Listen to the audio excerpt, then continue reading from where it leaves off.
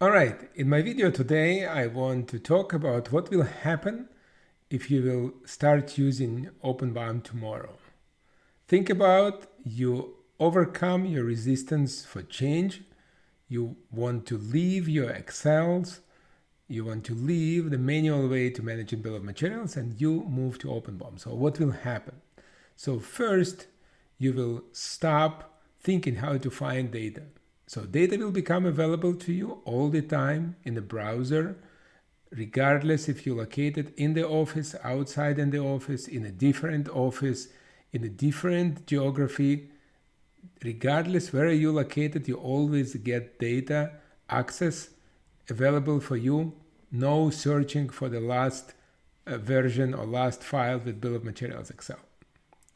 So second thing that will happen to you is that you will stop getting calls from people that looking for the last file with Excel with the bill of materials. So people will know where to go and where to find this information, exactly like you. So no more calls, no more questions, where is the last file with the BOM?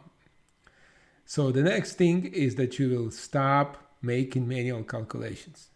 Think about you have 3 assemblies from SolidWorks and you need to calculate how many parts you need.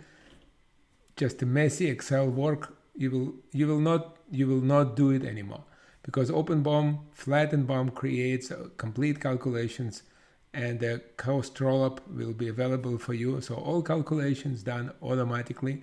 You don't need to think about this anymore. The next thing that will happen to you is that you will stop making last minute purchase orders because you ordered the wrong quantity or the wrong part. So you will stop doing rush orders in the last moment. You will stop overpaying. The timeline delivery will be better, so you will stop doing this last minute orders. So finally, the last thing, you will have more time to do design, to innovate, and you will stop be acting like a chief Excel officer in your company managing bill of materials. So think about these fundamental changes that can happen to you right away tomorrow.